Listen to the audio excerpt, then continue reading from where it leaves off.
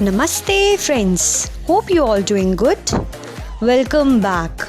So here is the new video and the topic is fertilization and implantation. Basically during copulation का मतलब है coitus और sexual intercourse, जो भी penis है वो इंसर्ट होता है इनटू द वजाइना और female genital tract. Okay, so as to release semen. Okay, this process is called insemination. So basically क्या होगा, जो भी सीमेन के अंदर मोटाइल स्पर्म्स हैं वो तेज़ी से स्विम करके रैपिडली जाएंगे वेजाइना के अंदर, वेजाइना से सर्विक्स में, सर्विक्स से यूट्रस में, एंड यूट्रस से मूव होते फाइनली पहुंचेंगे ampulla isthmic junction of the fallopian tube. So this is the ampulla isthmic junction. This is the place where sperm is waiting for the egg to come and fuse with it. So see how the sperm is happy to meet with the ovum. Okay, so you can see here that this ovum is very happy. वो release हो गया ovary से. This process is called ovulation. So ovulation हो गया है, female gamete release हो गया है. अब ये female gamete that is ovum is very happy और अब जाएगा ये फिलोपियन ट्यूब में. So enters into the fallopian tube and fallopian tube से कहाँ जाएगा, फाइनली जाएगा एम्पुला इस्थमिक जंक्शन पर. सो एम्पुला और इस्थमिक के बीच में जो जंक्शन है वहाँ फाइनली रीच करेगा and the sperm is also very happy to reach the final destination that is the ampulla isthmic junction. So ampulla isthmic junction पे ओवम भी आ चुका है, स्पर्म भी आ चुका है. Both are very happy to meet each other. So basically sperm जो है now fuses with the ovum. So दोनों के फ्यूजन के प्रोसेस को हम क्या बोलते हैं, fertilisation. So the fusion of sperm and ovum is called fertilisation. And fertilisation कहाँ पर होता है, at the ampulla isthmic junction. So ampulla isthmic junction पर दोनों ovum and sperm will fuse together to form a zygote or complete the fertilization process. Basically, fertilization can only occur if the ovum and sperm are transported simultaneously. So basically साथ में ही ovum जो है वो ampulla isthmic junction में पहुंचेगा, उसी time पर ही sperm भी पहुंचेगा एम्पुला इस्थमिक जंक्शन में एंड दोनों में फ्यूजन होगा. सो बेसिकली इसीलिए बोलते हैं कि why not all copulations leads to fertilization in pregnancy. Copulation का मतलब सेक्सुअल इंटरकोर्स. तो ज़रूरी नहीं है हर सेक्सुअल इंटरकोर्स के बाद फर्टिलाइजेशन और प्रेगनेंसी हो, क्योंकि स्पर्म और ओवम की टाइमिंग्स मैच होना ज़रूरी है. दोनों साइमल्टेनियसली एम्पुला इस्थमिक जंक्शन पर पहुंचने चाहिए so as to coordinate a process of fertilization. Okay, so that is very important. This only is very important. So fertilization in pregnancy only occurs if the ovum and sperm are transported simultaneously. So simultaneously पहुंचेंगे ampulla isthmic junction पर तो ही fertilization का process होगा. So the process of fusion of the sperm and ovum is called fertilization. This is the structure of ovum you can see here, and the sperms are entering towards the ovum to fuse with it. So basically जो ovum की layers हैं from outside to inside, बाहर से अंदर की तरफ, वो किस तरह से, so सबसे बाहर जो ये जो cells दिखाई दे रहे हैं, this is the cells of corona radiata. So ये जो बाहर cells हैं, these are corona radiata cells. This membrane, this thick membrane is called zona pellucida, and this membrane is called perivitelline membrane, and the space between them is called the perivitelline space. So basically from outside to inside, the layers of ovum are सबसे बाहर cells of corona radiata, then zona pellucida, and then perivitelline membrane. Okay, so this is the layers of. So what happens when sperms come in contact with the ovum?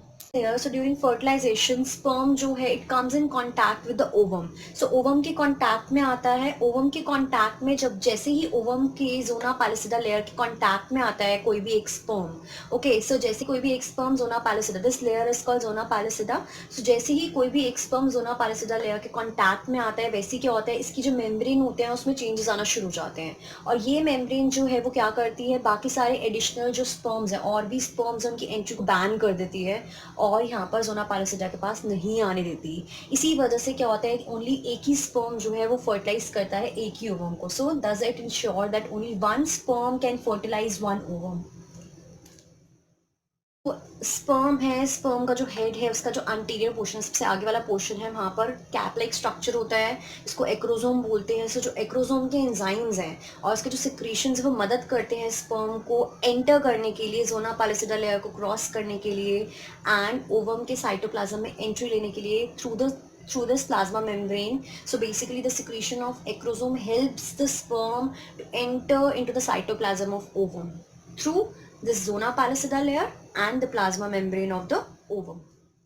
So when sperms come in contact with the cytoplasm of ovum, so this is sperm, जैसी sperm जो है वो ovum की cytoplasm के contact में आएगा, वैसे ही क्या होगा, so secondary oocyte क्या करेगा, complete करेगा meiosis 2, ठीक है, meiosis 2 कंप्लीट करेगा as we study in the oogenesis की वीडियो नहीं देखी है तो go in the description box below, okay, वहाँ oogenesis की वीडियो है, वहाँ पर जो सेकेंडरी oocyte था वो अपनी meiosis 2 कब कंप्लीट करता है, जब स्पर्म जो है वो ओवम के साइटोप्लाज्म के कांटेक्ट में आता है, तब सेकेंडरी oocyte अपनी meiosis 2 कंप्लीट करता है, अनइक्वल डिवीजन होती है एंड एक हैप्लॉइड ओवम बनता है जिसको ooted भी बोलते हैं, और सेकेंड पोलर बॉडी बनती है जो कि डीजेनरेट हो जाती है. सो दिस हैप्लॉइड न्यूक्लियस जो है ओवम का, अब यहाँ पर हैप्लॉइड न्यूक्लियस जो होगा ओवम का वो फ्यूज करेगा with the haploid nucleus of the sperm, और एन और एन जो है जब वो फ्यूज होंगे तो जायगोट बनेगा which is 2n, that is diploid in nature.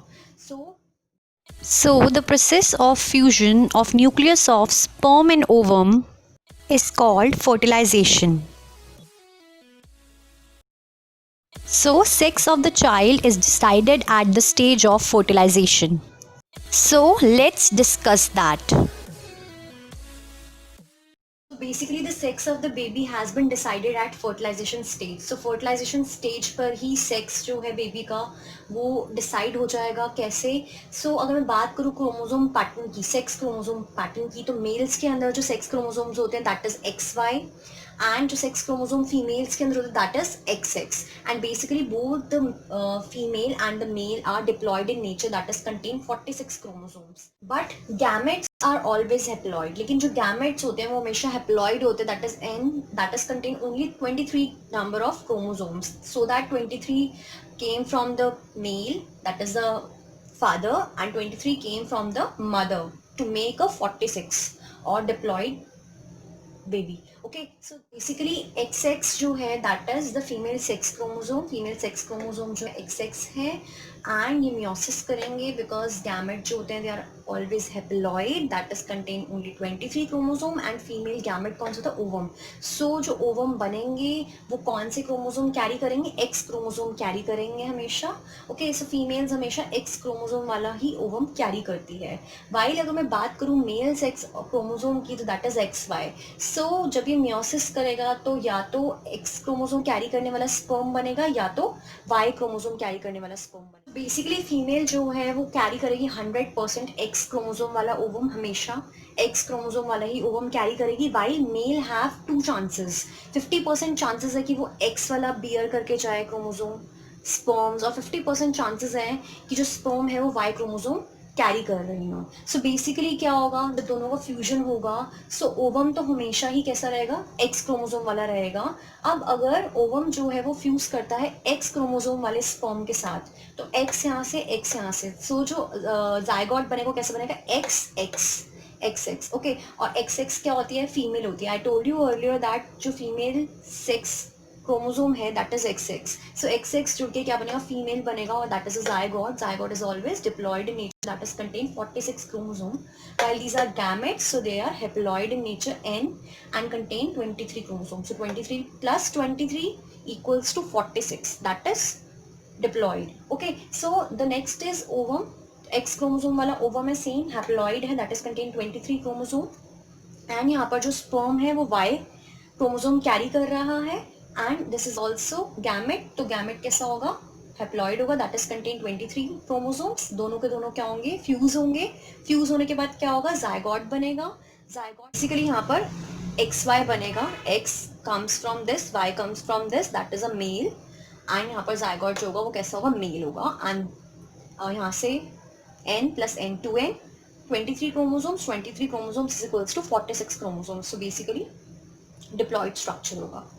सो इस तरह से हम आइडेंटिफाई कर सकते हैं कि कौन से टाइप का स्पर्म जो, अगर एक स्पर्म जा रहा है तो फीमेल बनेगा, और वाई स्पर्म जो है ओम के साथ फ्यूज कर रहा है तो मेल.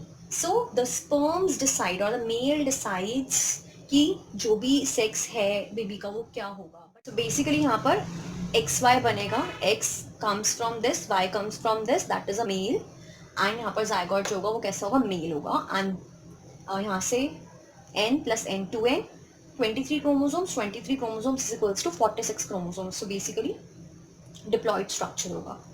सो इस तरह से हम आइडेंटिफाई कर सकते हैं कि कौन से टाइप का स्पर्म जो, अगर एक स्पर्म जा रहा है तो फीमेल बनेगा, और वाई स्पर्म जो है ओम के साथ फ्यूज कर रहा है तो male. So the sperms decide और द मेल डिसाइड्स कि जो भी सेक्स है बेबी का वो क्या होगा। बट हमारे इंडिया में क्या होता है कि वुमेन्स को हमेशा ब्लेम किया जाता है for having a female baby और male baby. So that is a misconception. Male actually decides the sex determination of the baby. Whether baby is a boy or a girl is determined by the chromosome it inherits from its father.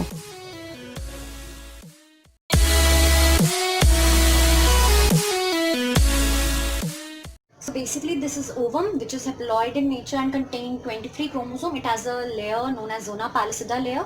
So ovum is released from the ovary and now it moves from the ovary and enters into the fallopian tube. So फिम्बरे जो होते हैं वो catch कर लेंगे इस ovum को and ओविडा के fallopian tube में सेंड कर देंगे।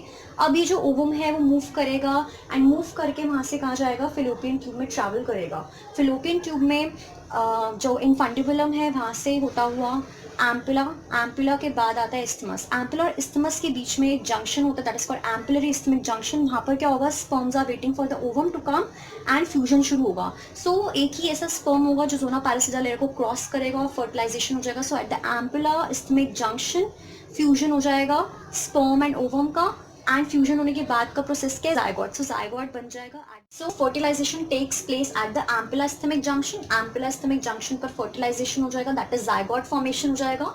अब ये जायगोट जो है यहाँ से मूव करके कहाँ जाएगा, इस जंक्शन से इस्थमस में जाएगा of the fallopian tube and mitotic division start कर देगा। एंड माइटोटिक डिवीजन जब स्टार्ट हो जाएगी तो उस प्रोसेस को हम क्लीवेज बोलेंगे। देन जो जायगोट है वो डिवाइड करते हुए फाइनली कहाँ पहुंचेगा, reach the uterus.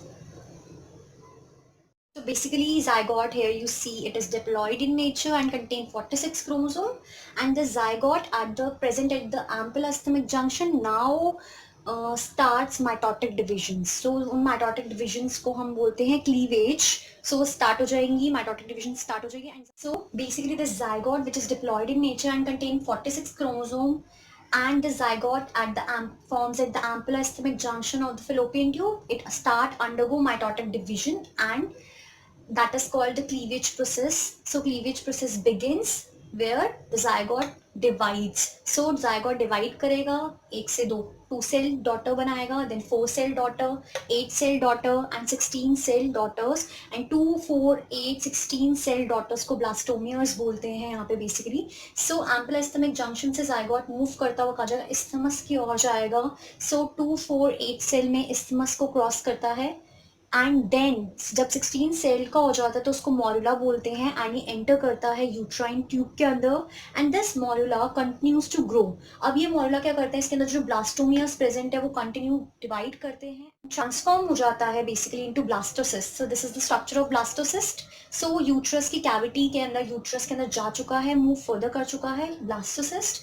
And blastocyst क्या होता है, बेसिकली इसकी जो आउटर वॉल है दैट इज कॉल्ड ट्रोफोब्लास्ट। तो ब्लास्टोमियर्स जो होते हैं वो अपने आप को इस तरह अरेंज कर लेते हैं। वो ब्लास्टोमियर्स है ब्लास्टोसिस्ट के अंदर, you can see here the blastomeres, the daughter cells blastocyst के अंदर। सो बेसिकली ये अरेंज हो जाएंगे, एक आउटर लेयर बना लेंगे जिसका नाम होगा trophoblast, and inner group of cell होंगे जो अटैच्ड होंगे ट्रोफोब्लास्ट के साथ, उनको बोलते हैं इनर सेल मास। सो जो ट्रोफोब्लास्ट की लेयर है, आउटर लेयर, वो अटैच हो जाएगी टू द एंडोमेट्रियम, और जो इनर सेल मास है वो डिवाइड होकर एम्ब्रियो में कन्वर्ट हो जाएंगे। सो आफ्टर अटैचमेंट, जैसे ही ब्लास्टोसिस्ट जो है अटैच हो जाएगा यूट्रस की वॉल से, वैसे ही यूट्रस की जो वॉल सेल्स हैं वो डिवाइड करना शुरू कर देंगे तेजी से एंड ब्लास्टोसिस्ट को कवर कर लेंगे। एंड एज अ रिजल्ट जैसे ही ब्लास्टोसिस्ट पूरा धस जाएगा endometrium layer of the uterus में, endometrium is the inner layer of the uterus, उस प्रोसेस को हम बोलते हैं implantation and which leads to the pregnancy. So pregnancy happens.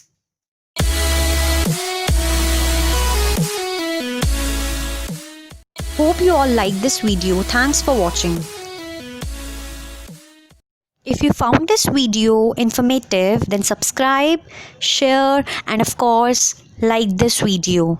Thank you so much.